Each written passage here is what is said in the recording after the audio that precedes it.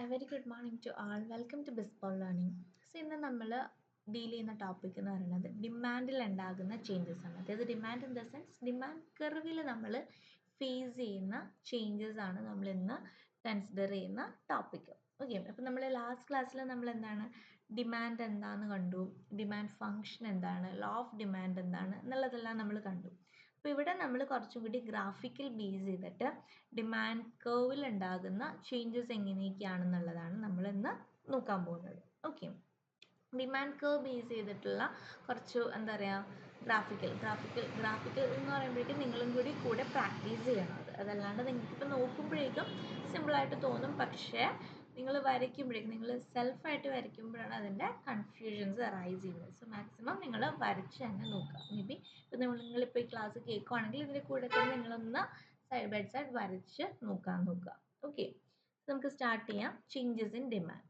Okay, അപ്പോൾ changes in demand എന്ന് പറയുന്നത് മെയിൻലി 2 ടൈപ്സ് ആണ് ഒക്കർ ചെയ്യുന്നത്. 2 ടൈപ്സിലാണ് ചേഞ്ചസ് ഇൻ ഡിമാൻഡ് നമ്മൾ പറയുന്നത്.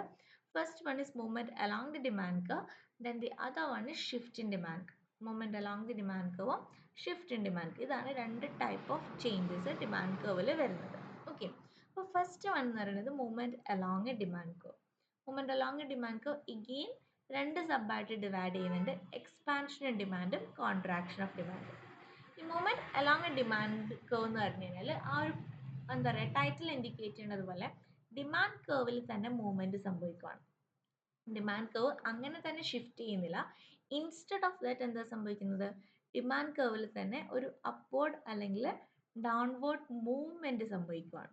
അതിനെയാണ് movement along a demand curve എന്ന് പറയുന്നത്. അതായത് changes in demand due to change in price of the commodity is called movement along a demand curve. Main reason, ഈ ഒരു മൂവ്മെൻറ്റ് ഒക്കർ ചെയ്യാനായിട്ടുള്ള മെയിൻ റീസൺ എന്ന് പറയുന്നത് change in price of the commodity. Price of the commodity change ചെയ്യണത് കൊണ്ട് എന്താണ് quantity ഡിമാൻഡിൽ changes വരുവാണ്.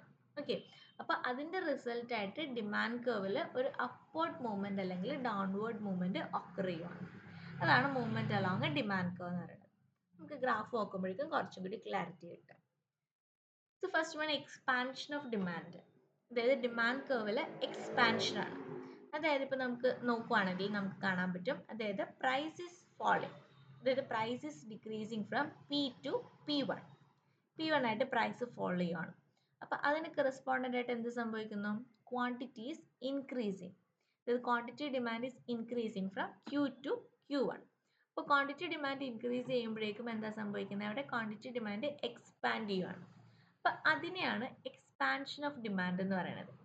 When price is falling from P to P1, corresponding to that quantity is increasing. Quantity is increasing from Q to Q1. So that is called as expansion of demand. ഇവിടെ നോക്കുവാണെങ്കിൽ movement എങ്ങനെയാണ് വരുന്നത്, initial ആയിട്ടുള്ള point എന്ന് പറയുന്നത് A ആണ്, എയിൽ നിന്ന് ബിയിലോട്ടുള്ള മൂവ്മെൻ്റ് ആണ്. അപ്പം ഒരു ഡൗൺവേർഡ് മൂവ്മെൻ്റ് ആണ്. ആ ഡൗൺവേർഡ് മൂവ്മെൻറ്റിനെയാണ് എക്സ്പാൻഷൻ ഇൻ ഡിമാൻഡ് എന്ന് പറയുന്നത്, അല്ലെങ്കിൽ എക്സ്പാൻഷൻ ഓഫ് ഡിമാൻഡ് എന്ന് പറയുന്നത്. ഈ ഒരു downward movement from A to ബിനെയാണ് എക്സ്പാൻഷൻ ഓഫ് ഡിമാൻഡ് എന്ന് പറയുന്നത്. ക്ലിയർ ആണോ? ഓക്കെ, സോ ഇതേപോലെ തന്നെയാണ് കോൺട്രാക്ഷൻ ഓഫ് ഡിമാൻഡ് എന്ന് പറയുന്നത്. കോൺട്രാക്ഷൻ ഓഫ് ഡിമാൻഡ് എന്ന് പറഞ്ഞാൽ എന്താണ്, പ്രൈസ് ഇൻക്രീസ് ചെയ്യാണ്. പ്രൈസ് ഇൻക്രീസ് ചെയ്യുമ്പോഴേക്കും ഓട്ടോമാറ്റിക്കലി നമുക്കറിയാം എന്ത് സംഭവിക്കും, ക്വാണ്ടിറ്റി ഡിമാൻഡ് കുറയും ഇല്ലേ. പ്രൈസ് ഇൻക്രീസ് ആണ്, P1ൽ നിന്ന് പിയിലോട്ട് പ്രൈസ് ഇൻക്രീസ് ചെയ്യാണ്. Corresponding to that what happens, quantity demand is decreasing from Q1 to Q1ൽ നിന്ന് Q ആയിട്ട് ക്വാണ്ടിറ്റി ഡിമാൻഡ് കുറയുവാണ്. ഓക്കെ, അപ്പോൾ അവിടെ ക്വാണ്ടിറ്റി ഡിമാൻഡിൽ എന്താ സംഭവിച്ചേക്കുന്നത്, കോൺട്രാക്ഷൻ ആണ് സംഭവിച്ചേക്കുന്നത്. Contract ചെയ്തേക്കുവാണ് quantity. അപ്പോൾ അവിടെ കോൺട്രാക്ഷൻ ഓഫ് ഡിമാൻഡ് ആണ് ടേക്ക് പ്ലേസ് ചെയ്തേക്കുന്നത്. അപ്പോൾ മൂവ്മെൻ്റ് ഒന്ന് നോക്കിയേ, മൂവ്മെൻറ്റ് ഇനീഷ്യലി ഉള്ള പോയിന്റ് എന്ന് പറയുന്നത് ബി ആയിരുന്നു. ബിയിൽ നിന്ന് എയിലോട്ടാണ് മൂവ്മെൻറ്റ് സംഭവിച്ചിരിക്കുന്നത്. So an upward movement representing contraction in demand. Okay, അപ്പോൾ സെയിം ഡിമാൻഡ് കർവിൽ തന്നെ ഐദർ അപ്വേർഡ് അല്ലെങ്കിൽ ഡൗൺവേർഡ് ആയിട്ടുള്ള മൂവ്മെൻ്റ് ആണ്. ഡൗൺവേർഡ് മൂവ്മെൻ്റ് ആണെങ്കിൽ എക്സ്പാൻഷൻ ഓഫ് ഡിമാൻഡും, അപ്വേർഡ് മൂവ്മെൻ്റ് ആണെങ്കിൽ കോൺട്രാക്ഷൻ ഓഫ് ഡിമാൻഡും ആണ് പറയുന്നത്. ഓക്കെ, ഇത്രയും ക്ലിയർ ആണോ? ഇതാണ് movement along a demand curve. Next ആണ് ചേഞ്ചസ് ഇൻ ഡിമാൻഡിനകത്ത് ഷിഫ്റ്റ് ഇൻ ഡിമാൻഡ് എന്ന് പറയുന്നത്. ഷിഫ്റ്റ് ഇൻ ഡിമാൻഡ്, അപ്പോൾ അപ്പോൾ ഷിഫ്റ്റ് ഇൻ ഡിമാൻഡിൻ്റെ മെയിൻ റീസൺ അല്ലെങ്കിൽ മെയിൻ ഇൻഫ്ലുവൻസിങ് ഫാക്ടർ എന്ന് പറഞ്ഞാൽ എന്താണ്? നോൺ പ്രൈസ് ഫാക്ടേഴ്സ് ആണ്. ഇതിനകത്ത് നമുക്കറിയാം പ്രൈസ് ഇൻക്രീസ് ചെയ്യുകയാണ്, മറ്റിനകത്ത് പ്രൈസ് ഫോളോ ചെയ്യണം. അപ്പോൾ പ്രൈസാണ് മെയിനായിട്ട് ഇതിനെ ഇൻഫ്ലുവൻസ് ചെയ്യുന്നത്. ക്വാണ്ടിറ്റീനെ എഫക്റ്റ് ചെയ്യുന്നത് ആ ഒരു കമ്മോഡിറ്റിയുടെ പ്രൈസാണ്. ബട്ട് ഷിഫ്റ്റിൻ്റെ കേസിൽ എന്താ സംഭവിക്കുന്നത്? Price is constant. നമുക്കിപ്പോൾ ഗ്രാഫ് നോക്കി അറിയാൻ പറ്റും, പ്രൈസ് പി തന്നെയാണ്, പ്രൈസിൽ ചേഞ്ചസ് ഒന്നും വരുന്നില്ല. അതർ ദാൻ പ്രൈസ് നമുക്കറിയാം ഡിമാൻഡിനെ അഫക്റ്റ് ചെയ്യുന്ന കുറേ ഫാക്ടേഴ്സ് ഉണ്ട്. നമ്മൾ ഡിറ്റർമിനൻസിൽ പഠിച്ചായിരുന്നു ലാസ്റ്റ് ക്ലാസ്സിൽ. എന്തൊക്കെയാ?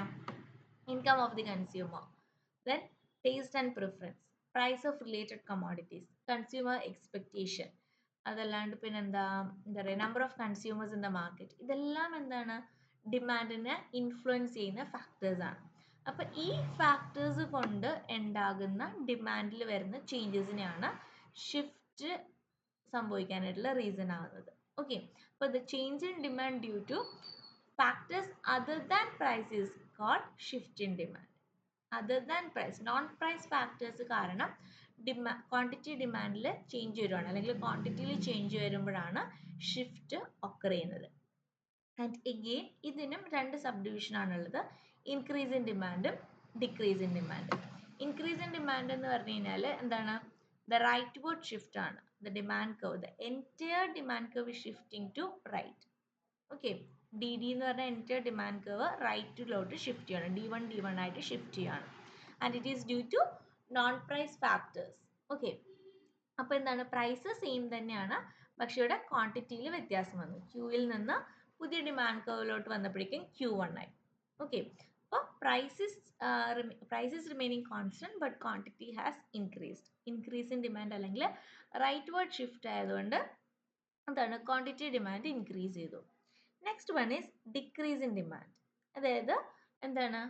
ഷിഫ്റ്റ് സംഭവിക്കുന്നത് ലെഫ്റ്റ് വേർഡിലോട്ടാണ്. ഡി ഡിയിൽ നിന്ന് നമുക്ക് നോക്കുകയാണെങ്കിൽ D1 D1 ആയിട്ട് ലെഫ്റ്റ് വേർഡ് ഷിഫ്റ്റ് ആണ് ഇവിടെ സംഭവിച്ചേക്കുന്നത്. ആൻഡ് ഇവിടെ എന്താണ്? ഇവിടെയും എന്താണ്? നോൺ പ്രൈസ് ഫാക്ടേഴ്സ് ആണ്. Price is remaining to be constant. അപ്പോൾ അതർ ദാൻ പ്രൈസ് ബാക്കിയുള്ള ഫാക്ടേഴ്സ് കാരണം the entire demand curve shifting. ഒരു എന്താ പറയുക, ഒരു പാർട്ടോ അങ്ങനെയൊന്നുമല്ല, ജസ്റ്റ് മൂവ്മെൻറ്റോ അങ്ങനെയൊന്നുമില്ല. The entire demand curve shifting towards leftward. ഇപ്പോൾ ഇവിടെ ക്വാണ്ടിറ്റി നോക്കുകയാണെങ്കിൽ ക്വാണ്ടിറ്റി ഇവിടെ കുറയുവാണ്, Qയിൽ നിന്ന് Q1 ആയിട്ട് കുറയുവാണ്. ഡിമാൻഡ് കുറയുന്നതനുസരിച്ച്, ഡിമാൻഡ് കർവ് താഴത്തോട്ട് ഷിഫ്റ്റ് ചെയ്യുന്നതനുസരിച്ച് quantity is reducing from Q to Q1.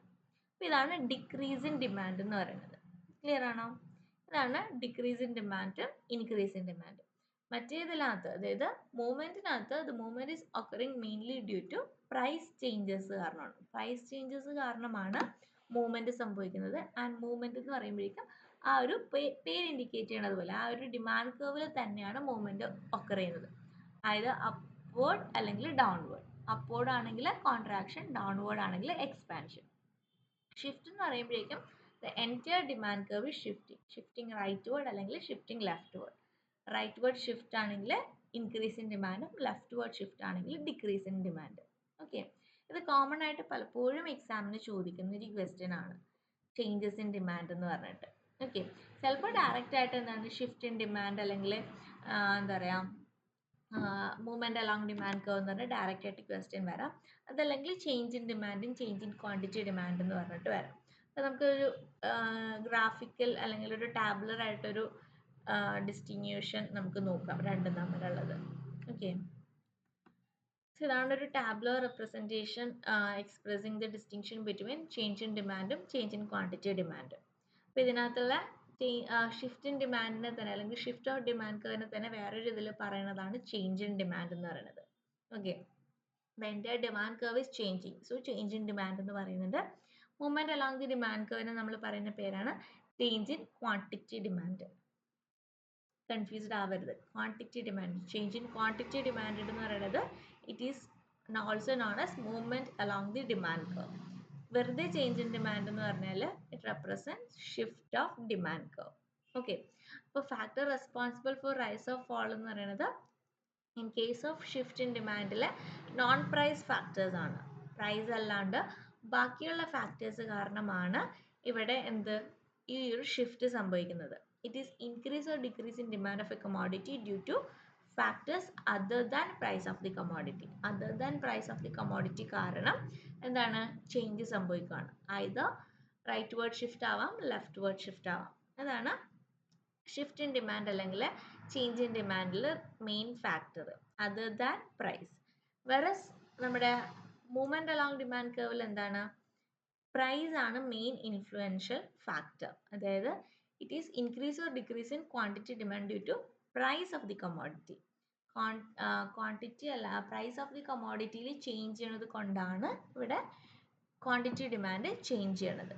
അവിടെ ബാക്കിയുള്ള ഫാക്ടേഴ്സ് എല്ലാം നമ്മൾ കോൺസ്റ്റന്റ് ആയിട്ട് വെക്കുകയാണ്. അതായത് ഇൻകം ഓഫ് ദി കൺസ്യൂമർ, അങ്ങനെ ബാക്കിയുള്ള ഡിറ്റർമിനൻസിനെല്ലാം നമ്മൾ കോൺസ്റ്റന്റ് ആയിട്ട് വെച്ചിട്ട് ആ പെർട്ടിക്കുലർ കമോഡിറ്റിയുടെ പ്രൈസും ക്വാണ്ടിറ്റിയും മാത്രമാണ് നമ്മളിവിടെ കൺസിഡർ ചെയ്യുന്നത്. അങ്ങനെ കൺസിഡർ ചെയ്യുമ്പോഴേക്കും ഉണ്ടാകുന്നതാണ് movement along the demand curve. Okay, main influential factor എന്ന് പറയുന്നത് പ്രൈസ് ആണ്. മറ്റേ കേസിൽ നോൺ പ്രൈസ് ഫാക്ടേഴ്സ് ആണ്. Then second one is price effect. എങ്ങനെയാണ് പ്രൈസ് എഫക്റ്റ് ചെയ്യണമെന്നുള്ളത്. As you all know, shift in ഡിമാൻഡിൽ നമ്മൾ നേരത്തെ പറഞ്ഞ പ്രൈസിന് എഫക്റ്റ് ഒന്നുമില്ല. നമുക്ക് ഗ്രാഫ് നോക്കി അറിയാൻ പറ്റും.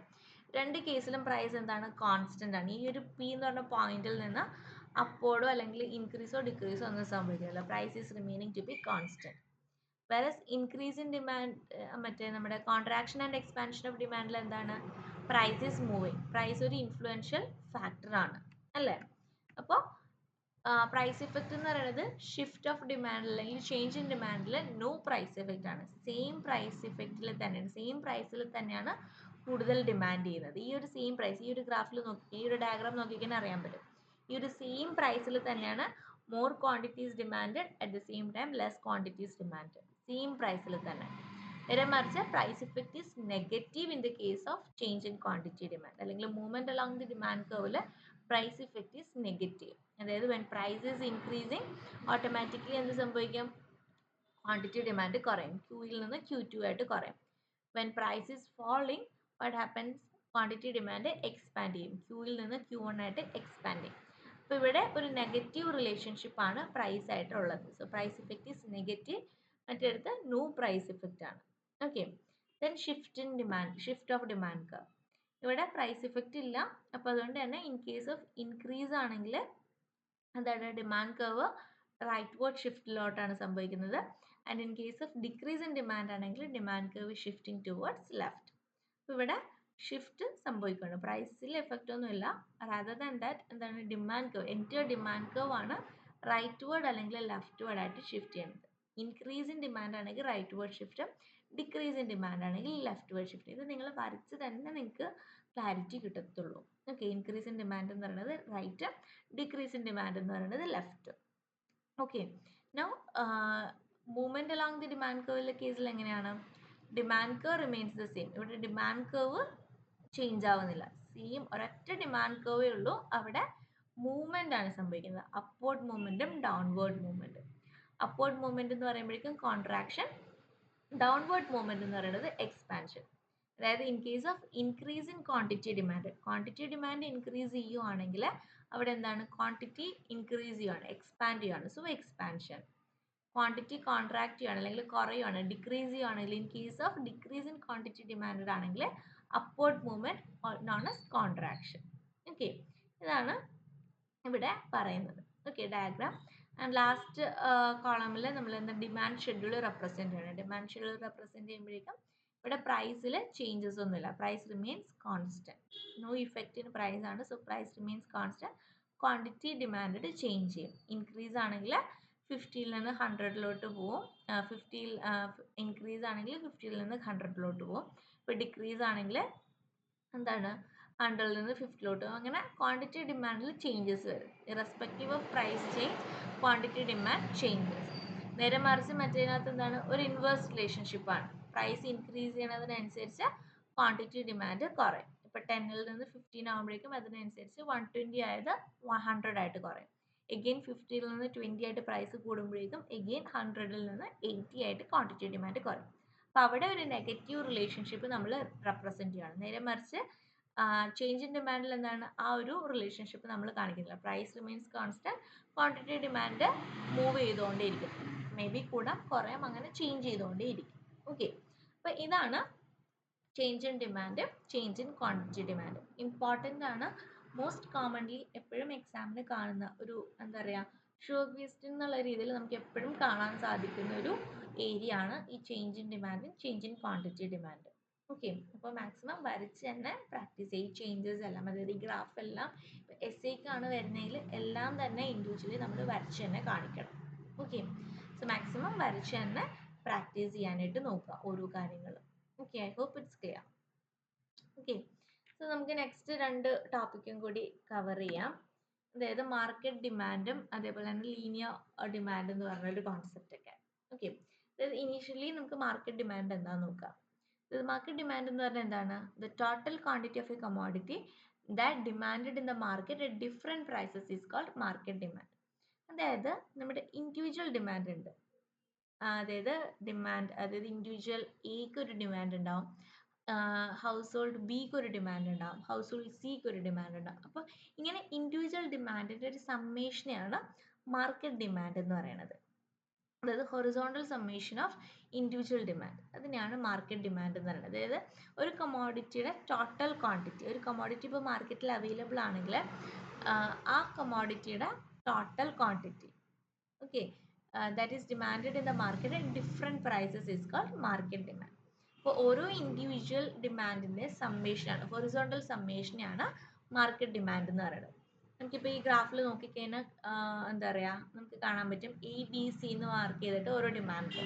ഈ എ ബി സി എന്ന് പറയുന്നത് ഓരോ ഇൻഡിവിജ്വൽ അല്ലെങ്കിൽ ഒരു ഇൻഡിവിജ്വൽ ഹൗസ് ഹോൾഡ്സിൻ്റെ ഡിമാൻഡ് കർവാണ് ഈ എ ബി സി എന്ന് പറഞ്ഞിട്ട് നമ്മൾ റെപ്രസെൻറ്റ് ചെയ്തേക്കുന്നത്.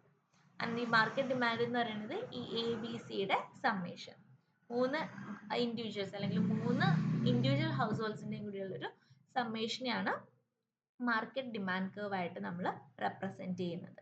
ഓക്കെ, അപ്പോൾ ഇത് നമ്മൾ എന്താ പറയുക ടാബ്ലോ വൈസ് ആയിട്ട് പറയുവാണെങ്കിൽ എന്താ പറയുക prices of orange, different prices നമ്മൾ കൊടുക്കുന്നുണ്ട്. ഓറഞ്ചിന് അറ്റ് ₹5 ഹൗസ് ഹോൾഡ് എ ഒന്നും തന്നെ ഡിമാൻഡ് ചെയ്യുന്നില്ല, whereas B is demanding 5 units, C is demanding 10 units.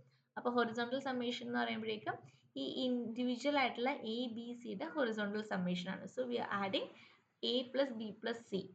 So നമുക്ക് മാർക്കറ്റ് ഡിമാൻഡ് ആയിട്ട് 15 കിട്ടും. ഓക്കെ, similarly at price of orange 4 rupees ആയിട്ടുള്ള ഓറഞ്ചിന് പ്രൈസ് ഓഫ് ഓറഞ്ച് 4 ആണെങ്കിൽ എന്താണ് market demand for A, individual demand for A എന്ന് പറയുന്നത് 5 ആണ്, for B 10, for C 20. So 5 + 10 + 20 35 ആണ് മാർക്കറ്റ് ഡിമാൻഡ് വരുന്നത്. Similarly at ₹3 individual demand for A is 10, for B is 15, for C is 30. The total market demand comes to 55. Similarly, at ₹2, individual demand is 15, for B is 20, for C is 40. So summation എന്ന് പറയുമ്പോഴേക്കും 15 + 20 + 40 75 ആണ് market demand. And similarly, at ₹1, 20 is the market individual demand for A, 25 is the individual demand for B, and 50 is the individual demand for C. Summation എന്ന് പറയുമ്പോഴേക്കും 20 + 25 + 50, so market demand is 95. So ഇങ്ങനെയാണ് market horizontal summation. നമുക്കിപ്പോൾ ഈ ഒരു table ആയിട്ട് തന്നെ നിങ്ങൾക്ക് by heart ചെയ്യണം എന്നില്ല, ഇങ്ങനെ ടാബ്ലോ ഫോംസ് ഒക്കെ വരുമ്പോഴേക്കും നിങ്ങൾക്ക് എന്താ പറയുക റാൻഡം ആയിട്ട് നിങ്ങളുടെ ചോയ്സിൽ നിങ്ങൾക്ക് അസൈൻ ചെയ്യാം. നോക്കേണ്ട കാര്യം എന്ന് പറയുന്നത് എന്താണ്, പ്രൈസ് കുറഞ്ഞിരിക്കണം, പ്രൈസ് ഫോളിങ് ആയിരിക്കും, പ്രൈസ് ഫോളിങ് ആയിരിക്കുമ്പോഴേക്കും അതിനനുസരിച്ച് ഡിമാൻഡ് കൂടുതലായിരിക്കണം. നേരെ മറിച്ച് നിങ്ങളിപ്പോൾ പ്രൈസ് ഇൻക്രീസിങ് ആണ് ഇട്ടേക്കണമെങ്കിൽ അതിന് കറസ്പോണ്ടിങ് ആയിട്ട് ഒരു ഇൻഡിവിജ്വൽ ഡിമാൻഡ് കർവും എന്തായിരിക്കണം, ക്വാണ്ടിറ്റി ഡിമാൻഡും കൂടുതലായിരിക്കും. അത് നോക്കിയിട്ട് നിങ്ങളുടെ ഇഷ്ടത്തിനുള്ള നമ്പേഴ്സ് അസൈൻ ചെയ്യാം. ആൻഡ് മാർക്കറ്റ് ഡിമാൻഡ് എന്ന് പറയുമ്പോഴേക്കും ഈ ഇൻഡിവിജ്വൽ ഡിമാൻഡ്സിൻ്റെ ഒരു സമ്മേഷൻ ആയിട്ടായിരിക്കണം മാർക്കറ്റ് ഡിമാൻഡ് വരുന്നത്. ചിലപ്പോൾ ഷോർട്ടേജിലേക്ക് ഈ മാർക്കറ്റ് ഡിമാൻഡ് ഡെമോൺസ്ട്രേറ്റ് ചെയ്യാനായിട്ട് അല്ലെങ്കിൽ മാർക്കറ്റ് ഡിമാൻഡിൻ്റെ ടാബ്ലർ ആൻഡ് ഗ്രാഫിക്കൽ റെപ്രസെൻറ്റ് ചെയ്യാനായിട്ട് പറഞ്ഞു വരാം. അപ്പോൾ നിങ്ങൾക്ക് ഇഷ്ടമുള്ള ഇത് തന്നെ ബൈ ഹാർട്ട് ചെയ്യാനായിട്ടല്ല, നിങ്ങളുടെ ചോയ്സിൽ നിങ്ങൾക്ക് നമ്പേഴ്സ് അസൈൻ ചെയ്യാം. നോക്കേണ്ട കാര്യം എന്ന് പറയുന്നത് നേരത്തെ പറഞ്ഞാൽ ഇൻവേഴ്സ് റിലേഷൻഷിപ്പ് ആണെന്നുള്ളത് എൻഷുർ ചെയ്യാം. ഓക്കെ, പ്രൈസും ക്വാണ്ടിറ്റി ഡിമാൻഡും തമ്മിലുള്ള ഇൻവേഴ്സ് റിലേഷൻഷിപ്പ് ആയിരിക്കണം. ആൻഡ് ലാസ്റ്റ് കോളത്തിൽ ഈ ഇൻഡിവിജ്വൽ ഡിമാൻഡ്സിൻ്റെ സമ്മേഷൻ ആയിരിക്കണം ലാസ്റ്റ് കോളത്തിൽ വരേണ്ടത്. മാർക്കറ്റ് ഡിമാൻഡ് എന്ന് പറയുന്നത് ഇൻഡിവിജ്വൽ ഡിമാൻഡ്സിൻ്റെ സമ്മേഷൻ ആയിരിക്കണം. Okay, so next one is linear demand എന്ന് പറയുന്നത്. ലീനിയർ ഡിമാൻഡ് എന്ന് പറഞ്ഞാൽ എന്താണ്? മോസ്റ്റ് ഓഫൺ ലീനിയർ കർവ് അല്ലെങ്കിൽ ലീനിയർ ഫംഗ്ഷൻ എന്ന് പറയുന്നതൊക്കെ എപ്പോഴും ഒരു സ്ട്രെയിറ്റ് ലൈനെയാണ്. ഓക്കെ, സ്ട്രെയിറ്റ് ലൈനെയാണ് ലീനിയർ ഡിമാൻഡ് എന്ന് പറയുന്നത്. അപ്പോൾ ഇവിടെ D Q equal to A minus B P എന്ന് പറയുന്നതാണ് linear demand function. D Q equal to A minus B P. അപ്പോൾ in this linear equation A by P എന്ന് പറയുന്നത് വെർട്ടിക്കൽ ഇന്റർസെപ്റ്റ്. നമുക്ക് ഗ്രാഫ് കാണുമ്പോൾ കുറച്ചും കൂടി ക്ലാരിറ്റി കിട്ടും. അതായത് എ ബൈ ബി എന്ന് പറയുന്നത് വെർട്ടിക്കൽ ഇന്റർസെപ്റ്റ് ആണ്. അതായത് ഈ വൈ ആക്സിസിൽ ഇന്റർസെപ്റ്റ് ചെയ്യണതാണ് എ ബൈ ബി. അതായത് ഈ ഒരു പോയിന്റിൽ എന്താണ്? പ്രൈസ് എ ബൈ ബി ആണ്. Price is equal to A by B. അപ്പൊ ഈ ഒരു പ്രൈസ് എ ബൈ ബി ആകുമ്പോഴേക്കും കറസ്പോണ്ടിങ് ആയിട്ടുള്ള ക്വാണ്ടിറ്റി ഡിമാൻഡ് എത്രയാണ്? 0 ആണ്. Okay, if price is A by B then demand will be 0. നേരെ മറിച്ച് ഇഫ് എ ആണെങ്കിൽ, അതായത് വെർട്ടിക്കൽ ഹൊറിസോണ്ടൽ ഇന്റർസെപ്റ്റ് ആണെങ്കിലോ, ഹൊറിസോണ്ടൽ ഇന്റർസെപ്റ്റിൽ എന്താണ്? ഹൊറിസോണ്ടൽ ഇന്റർസെപ്റ്റിൽ ഈ ഒരു പോയിന്റിൽ, അതായത് ക്വാണ്ടിറ്റി ഡിമാൻഡ് അല്ലെങ്കിൽ ഡിമാൻഡ് എ ആണ്. അപ്പൊ ആ ഒരു പോയിന്റിൽ എന്താണ്? Price is equal to 0. അതായത് if price is 0 demand will be A. Price 0 ആണെങ്കിൽ ഡിമാൻഡ് എ ആയിരിക്കും. And price A by B ആണെങ്കിൽ ഡിമാൻഡ് വിൽ ബി 0. ഓക്കെ, അപ്പോൾ ഈ സ്ട്രെയിറ്റ് ലൈനിനെയാണ് Q equal to A minus B P എന്ന് പറയുന്നത്. ഇവിടെ മൈനസ് ബി എന്ന് പറയുന്നത് സ്ലോപ്പ് ഓഫ് ഡിമാൻഡ് കർവ് ആണ്. പി എന്ന് പറയുന്നത് പ്രൈസ് ഓഫ് ഗുഡ് ആണ്. ക്യൂ എന്ന് പറയുന്നത് ക്വാണ്ടിറ്റി ഡിമാൻഡഡ് ആണ്. ഇതാണ് ലീനിയർ ഡിമാൻഡ് എന്ന് പറയുന്നത്. അപ്പോൾ മാർക്കറ്റ് ഡിമാൻഡ് ഫംഗ്ഷൻ അല്ലെങ്കിൽ നമ്മുടെ മാർക്കറ്റ് ഡിമാൻഡ് ഫംഗ്ഷൻ ഒബ്റ്റെയിൻ ചെയ്യണത് ഇങ്ങനത്തെ ലീനിയർ ഡിമാൻഡ് കർവ്സ് ആഡപ്പ് ചെയ്തിട്ടാണ് നമുക്ക് മാർക്കറ്റ് ഡിമാൻഡ് ഫംഗ്ഷൻ നമുക്ക് അറ്റൈൻ ചെയ്യാൻ പറ്റുന്നത്. ഓക്കെ, മാർക്കറ്റ് ഡിമാൻഡ് ഫംഗ്ഷൻ ആയിട്ട് നമുക്ക് അറ്റൈൻ ചെയ്യാൻ പറ്റുന്നത് ഈ ലീനിയർ ഡിമാൻഡ് ഫംഗ്ഷൻസ് ആഡ് ചെയ്തിട്ടാണ്. ഇപ്പോൾ നമ്മൾ പറഞ്ഞ ലീനിയർ ഡിമാൻഡ് ഫംഗ്ഷൻസ്, ഈ ലീനിയർ ഡിമാൻഡ് ഫംഗ്ഷൻസ് നമ്മൾ ആഡ് ചെയ്യുമ്പോഴാണ് മാർക്കറ്റ് ഡിമാൻഡ് ഫംഗ്ഷൻസ് നമുക്ക് അറ്റൈൻ ചെയ്യാനായിട്ട് പറ്റുന്നത്. ഫോർ എക്സാമ്പിൾ, ഇപ്പോൾ നമ്മളിപ്പോൾ എക്സാമ്പിൾ ആയിട്ട് പറയുമ്പോഴേക്കും രണ്ട് കൺസ്യൂമേഴ്സ് ആണ് മാർക്കറ്റിലുള്ളതെന്ന് വിചാരിക്കുക, consumer A and consumer B. അപ്പോൾ കൺസ്യൂമർ എയുടെ ഡിമാൻഡ് കർവ് എന്ന് പറയുന്നത് ഡി ക്യു ഈക്വൽ ടു അല്ലെങ്കിൽ D P equal to 10 minus P എന്ന് പറയുന്നതാണ് കൺസ്യൂമർ എന്റെ ഡിമാൻഡ് ഫംഗ്ഷൻ, ഡിമാൻഡ് കർവ് എന്ന് പറയുന്നത്. D Q equal to 10 minus P.